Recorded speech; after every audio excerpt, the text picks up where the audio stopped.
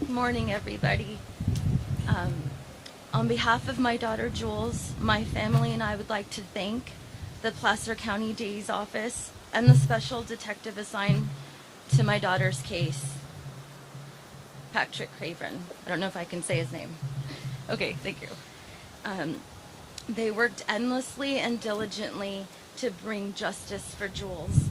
From the very beginning of the investigation, I was told that Jules' case was unique, and I was also made aware by the team that obtaining a murder conviction pertaining to fentanyl poisoning would be an uphill battle because it had never been done in California. However, I knew my daughter's case was in good hands when both District Attorney Dan West and the detective assured me that they were up for the challenge to hold the defendant accountable for murder. Here we are today. They did it. They obtained the first murder conviction in California history for fentanyl poisoning. We couldn't have had a better team. Though this victory does not bring my precious daughter back, and I am stricken with a lifetime of grief, I am honored to know that Jules' story is going to help save so many lives going forward. The game has changed for fentanyl dealers and distributors. The precedent has been set. An individual can and will be charged for murder with the act of distributing and selling deadly products containing fentanyl in Placer County. I am forever grateful to the Dream Team. I'd like to acknowledge and thank my sweet and dear friend, Laura Didier, a fellow angel mama whose son was also murdered by fentanyl poisoning in 2020. Amidst her own agony and grief, she has been a tremendous confidant and supporter to not only us fallow grieving parents, but also to our communities and our youth. Zach's precious life and story has single-handedly helped my daughter's case in many ways. I am forever grateful and think of him every day. Today, we celebrate and honor Jules. This is a victory, and I am okay with celebrating Placer County for all your hard work, celebrating my daughter. Today, we celebrate and honor Jules, Zach, and all the other precious children we have lost to fentanyl poisoning. I stand in solidarity with Placer County, our communities, and more importantly, my fellow angel parents and siblings who have lost a loved one due to the fentanyl epidemic.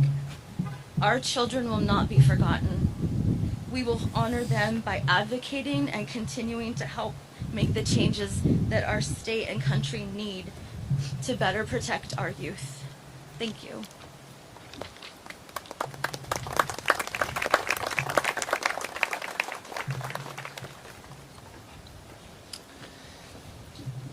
Ladies and gentlemen, my name is Jake Wolf. I am the father of Jules Wolf.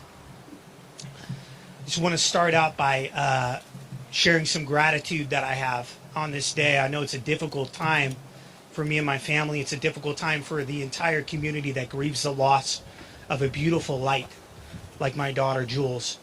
But today, I want to start out with a little bit of gratitude.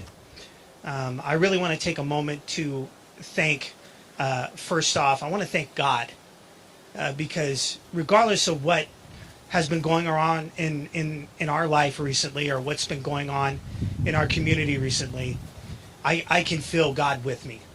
And I want to just share a little hope with the people that are out there today and know that if you just lost somebody and you're going through struggles, that there is a God who can be with you. And so in this moment, I just want to thank God. I really want to thank the Placer County, DA Morgan Geyer. Thank you for your tireless efforts for this cause. There's a lot of things going on in our society these days that we could concentrate on that are worthwhile causes to pour effort and resources and time and energy and man hours and everything else into. And you chose my daughter and her cause. And so from that, I thank you from the bottom of my heart, and I show you honor today in doing that. I also want to show honor to my pastor who joined me here today, who's been with me every step of the way. He has supported me and, of course, my lovely wife, Denise, who has really suffered at the hands of a loss of a magnitude that is unimaginable. I want to thank my son, Isaac, for his tireless ability to overcome some very difficult circumstances and yet still maintain a semblance of positivity in what could be a bleak moment in life. I want to thank my church, the Rock Church North in Roseville, for supporting me and my family through this and helping us have a funeral for her that just honored her life, and we didn't really have to even lift a finger, and they took care of us. And so to have a church body like that, it's priceless. So I thank them.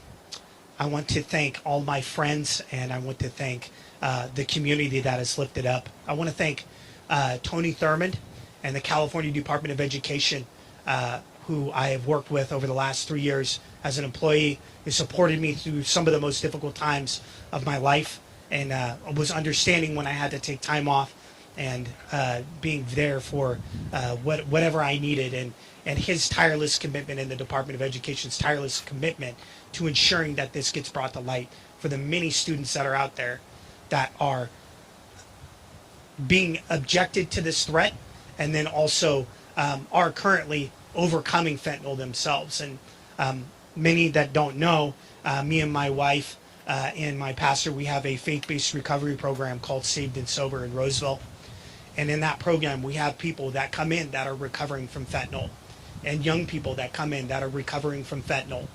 And it's really up to us as a community, as a state, and as a nation to lift the curtain off of this drastic, devastating illness that is affecting this country.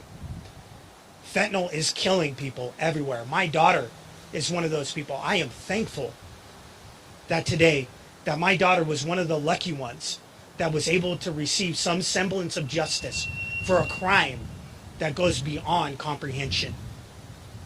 I know that this concept of justice may be different to many people out there, and there may be different ways that people look at justice, but today I look at it for what it is, and I see a group of people, politicians, community members, faith-based organizations, faith leaders, families coming together for one cause.